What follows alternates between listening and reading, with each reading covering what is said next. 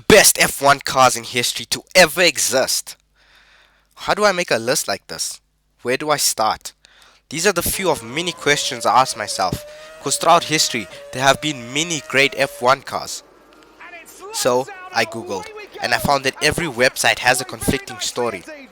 Stumped, I asked myself, what makes a F1 car great? And I came to the conclusion that it needs to have a really successful win rate percentage. It must be dominant, and lastly, it must look freaking amazing.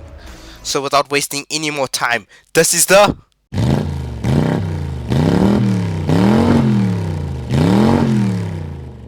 Brabham BT46B was a Formula One car used in the 1978 Formula One season.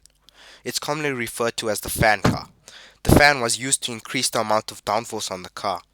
The 46B also had a heat exchanger on the body to replace the conventional way of cooling the engine. By the way, this technology caused major heating issues for the car. The Gordon Murray designed fan car sucked air out from underneath the machine to give it increased downforce. Brabham hadn't yet cooled. The setup was a 3-litre flat 12 engine producing 520 horsepower at 12,000 RPM. With all of Brabham's innovative ideas and an engine pushing more power than most of the other team's engine, the car only managed to win one race in that season. Obviously by now, you're questioning my reasoning for putting this car on the list for the best F1 cars. Well, the car just looks amazing. I think it's the only part they got right. The blue and the red complement each other perfectly. It's also got a sleek design without many sponsors crowding the car. The rear wheels are also insanely large, and you can't deny the appeal of black rims.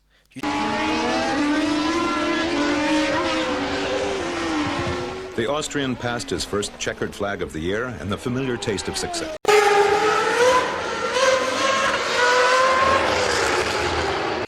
For the 1996 F1 season, the Williams team designed and used the FW18. It inherited most of its traits from its predecessor, the FW17. It was powered by a 3-litre V10 from Renault. The car was simple and balanced and responded well to the new setup, which was implemented by the FIA for the 1996 season. The FW18 also featured new aerodynamics, which pushed the car way ahead of its rivals, Damon Hill and Jacques Villeneuve. I can't say this name, honestly. Were the two drivers, and out of 16 races, they won 12. In 1996, Damon Hill became world champion in the FW18, which also won the Constructors' Championship that same season. Interesting fact about Damon Hill, he was the first son of a world champion, who became world champion himself. The car also looked pretty awesome.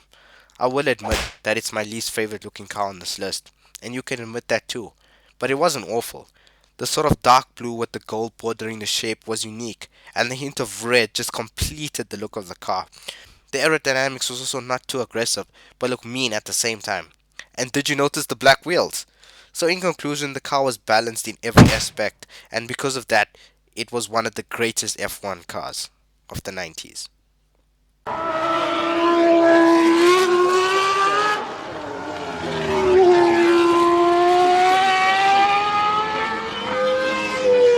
The RB9 was one of the most successful Red Bull F1 cars ever. Nicknamed Hungry Heidi by Sebastian Vettel, who likes to name his cars. It had a naturally aspirated V8 engine and could rev to 18,000 RPM. The RB9 was used in the 2013 Formula One season and had a strong debut in the Australian Grand Prix. But because of some mechanical issues, both Vettel and his teammate Webber finished 3rd and 6th, respectively. The car continued having issues throughout the season, with Webber at one point losing a wheel in the Chinese Grand Prix. Although the car had problems, Vettel managed to win 9 races in the season, breaking the record for the most consecutive wins in a Formula One season. In the RB9, Sebastian Vettel won the 2013 Drivers' Championship, making it his 4th win. The car is in 10th place because it performed well, but had some issues with mechanical problems. The Williams FW18 had a better win rate percentage, but the RB9 looked just a bit better. The era was more aggressive, and the blue livery stands out more compared to the FW18. It's a pretty close call to be honest, and well, I'm going with the RB9.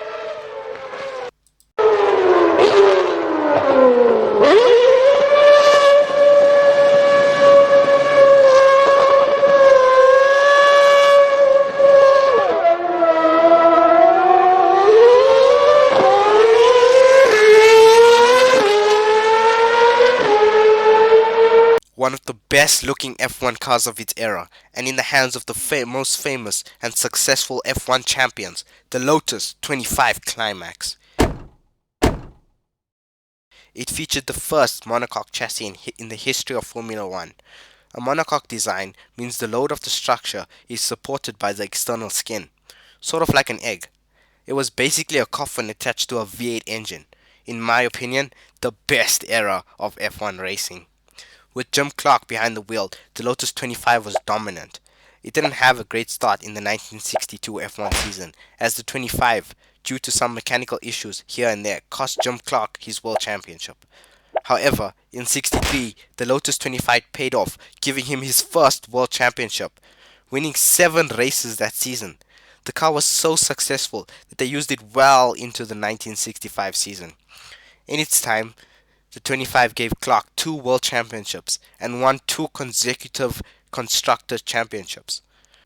Apart from its amazing performance on the track, it's also a beautiful looking car. The simple, sophisticated bottle green and the bright yellow wheels makes this car really stand out amongst other F1 cars. It's one of my favorite F1 cars of all time, and I really hope to drive this one day.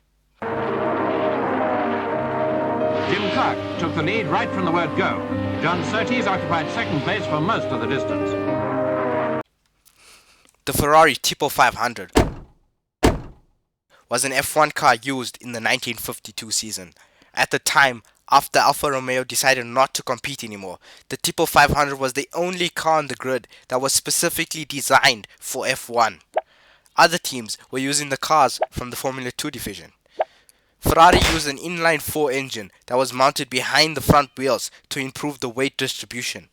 The Ferrari excelled in the Grand Prix, winning all but one race in the 1952 season. Behind the wheel was racing legend Alberto Ascari, who held the record for the most consecutive Grand Prix wins, until in 2013 that was beaten by Sebastian Vettel in his Hungry Heidi. Ascari was racing in an Indianapolis 500 race in another Ferrari, and that's why the streak didn't continue. However, Ferrari still won that Grand Prix. If Ascari did race and he won, the record would be extended to 9. In the following season, the Ferrari again dominated, winning all but one race again, which was won by Juan Manuel Fangio. The 500 was a really simple car with not much futuristic technology and a basic engine. However, simplicity has always been a factor in the equation for success in Formula 1. The Tipo racked up 2 Constructors' Championships, and Ascari won back-to-back World Championships in the 500. An all-round awesome car.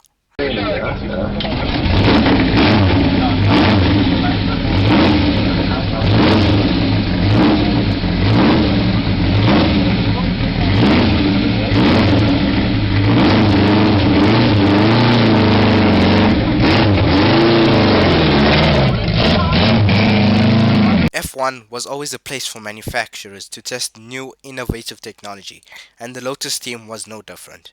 Throughout the 70s, Lotus had been working with ground effects, and in 1978, the Lotus 79 was the first F1 to take full advantage of ground effects. Ground effects is a series of aerodynamics designed to create downforce. Now, the Lotus 78 had pressure problems, and the team fixed these issues in the 79 model. The engine was a Ford Cosworth DFV, which was a 3-liter V8 producing 450 horsepower. With all of this technology and the Cosworth engine, the Lotus 79 was extremely dominant in the 1978 Formula 1 season. It was proving to be simply unbeatable.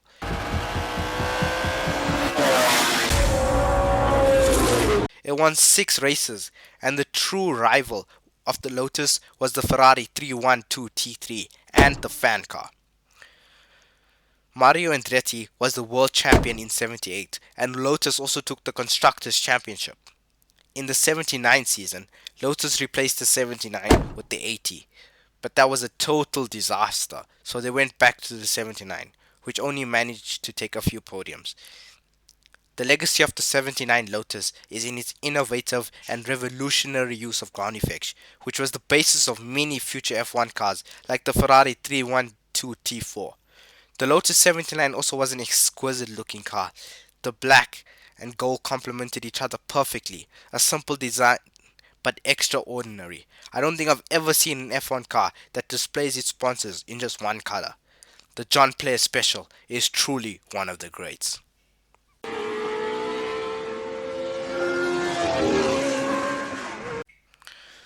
With the struggles in the 1989 and 19 Formula 1 season, the Williams team needed a new car.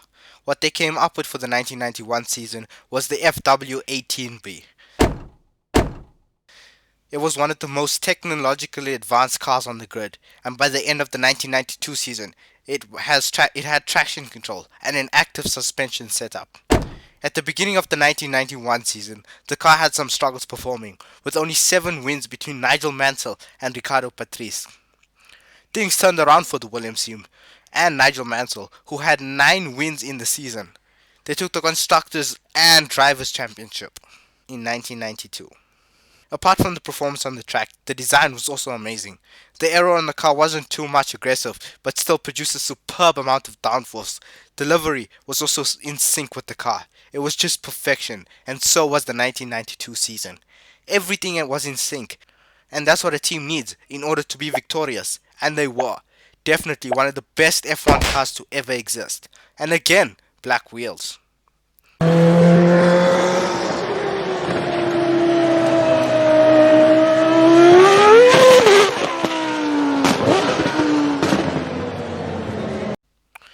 The McLaren MP4-2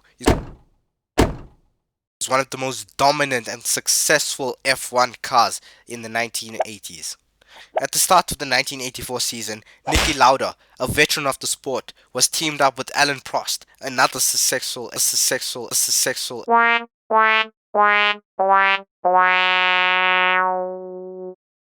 F1 driver. The two of them were unstoppable in the MP4-2 for a number of different reasons. The first, the MP4 was powered by a V6 TAG Porsche turbo, producing 650 horsepower. The car also used carbon brakes, which at the time was only used by one other F1 team. Together, Prost and Lauda won 12 races in the 84 season, which at the time held the record for the most wins by a single team. Prost won 7 races, while Lauda only won 5. However, Lauda still took the championship in 84, and the MP4 took the Constructors' Championship. In the 1985 season, Team McLaren returned with the same car with a few minor tweaks. It was dubbed the MP4-2B. The car continued to dominate, and Niki Lauda again took the Drivers' Championship, and again the MP4 took the Constructors. In 1986, the McLaren again got updated with the MP4-2C, and at the wheel of the number 1 car was Alain Prost, who took the Drivers' Championship that year. Despite the car's dominance, it was one of the best looking F1 cars to ever exist. I am a huge fan of the color combination McLaren used in the 80s, and will forever remain my favorite F1 cars. In the words of Clive James, the narrator of the official FIA review of the 1984 season, anything as fast as McLaren's fell apart. Anything as reliable finished later. Another great aspect of the car was its black wheels.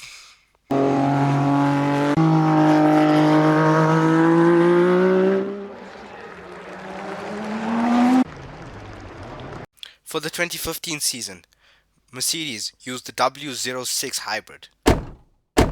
It had a really strong start, taking first and second place in the first Grand Prix. Lewis Hamilton finished first, with Nico Rosberg right behind him. The rest of the season was just as successful as the first race, with the W06 winning 16 out of the 19 races it was entered in, which is a win rate of 84.21%. The car was dominating the season, and only Vettel in his Ferrari was a true challenger. The records and achievements of the W06 and Hamilton go on and on and on. I'm not going to list them out of fear you might get really bored. However, I will say that Lewis won the championship and Mercedes took the constructors. The car is one of the most successful F1 cars in history, and is also one of the best looking. The design was also sleek, with somewhat simplistic with not too much aero, but enough to be dominant. The silver and teal blue really complemented each other perfectly, creating a livery that will be remembered forever.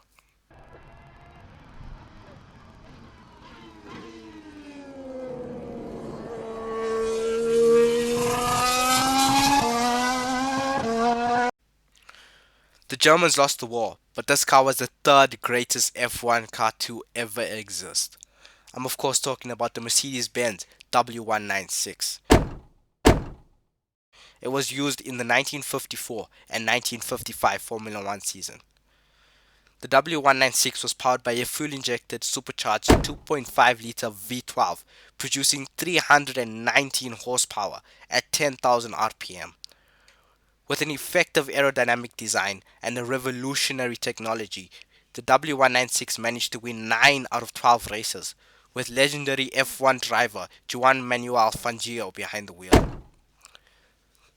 The Benz also had 17 podiums and 8 pole positions in both seasons that he competed in, with Juan Manuel Fangio winning the Drivers' Championship in 1954 and 1955. The car had two variants, the W196 open-wheel Formula 1 car and the Type Monza, a closed-wheel design with the introduction of aerodynamics. The W196 was a superb racing car, but even more than that, it's an amazing car to look at. Honestly, my second favorite F1 car of all time. It was also featured in my last video, most expensive cars ever sold. Please watch it if that seems interesting to you.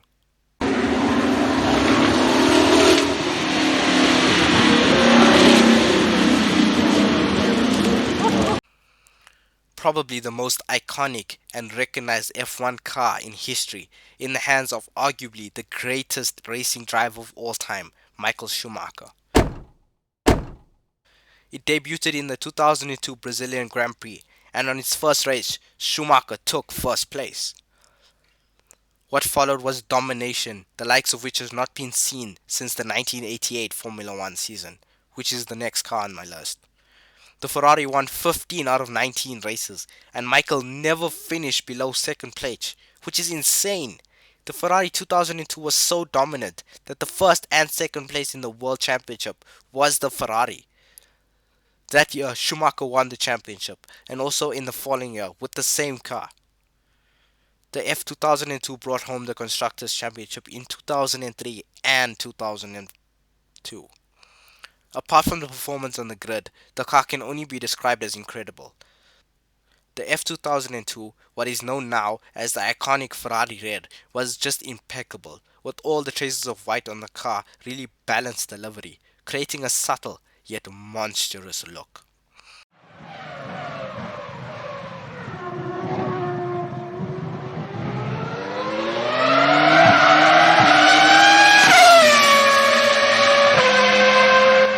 In the number one spot, where this car will always belong, the McLaren MP4-4. It is the greatest F1 car to ever exist, and in the 1988 season, behind the wheel was the GOAT, Ayrton Senna. Obviously, this is my personal opinion, and if you think he isn't, please allow me the chance to change your mind. This car on its own was marvelous. The MP4-4 was powered by the Honda RA168E 1.6-litre V6 twin-turbo engine. At the beginning of the season, Prost suggested a partnership between him and Senna. So in 1988, McLaren had the MP4-4 chassis, the new updated Honda engine making 650 horsepower, and two successful drivers. They were beginning to seem formidable, and dare I say, unstoppable. Before, the only dominant car was the McLaren MP4-2.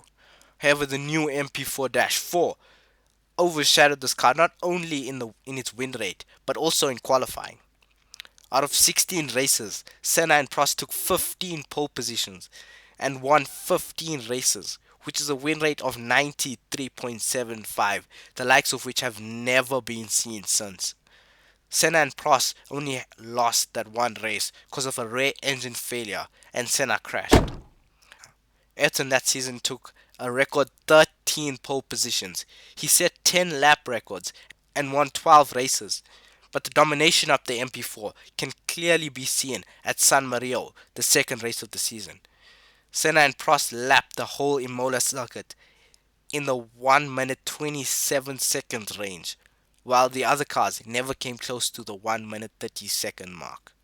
The car was unstoppable, and it looked damn good doing it. The colors made the car really stand out against other cars on the grid, and it had one amazing feature: black wheels.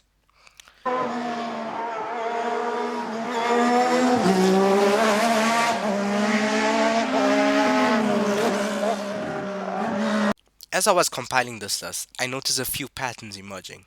The first is that perfection is required in order to be the best in Formula One. The drivers, the team, and the car needs to work in sync. They need to work together in order to win. The second is that the driver needs to put their life on the line in order to be champion.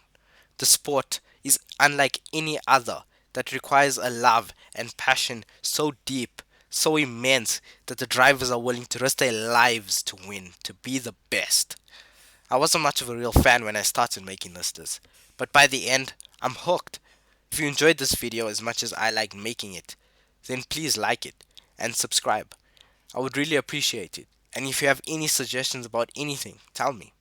Thank you.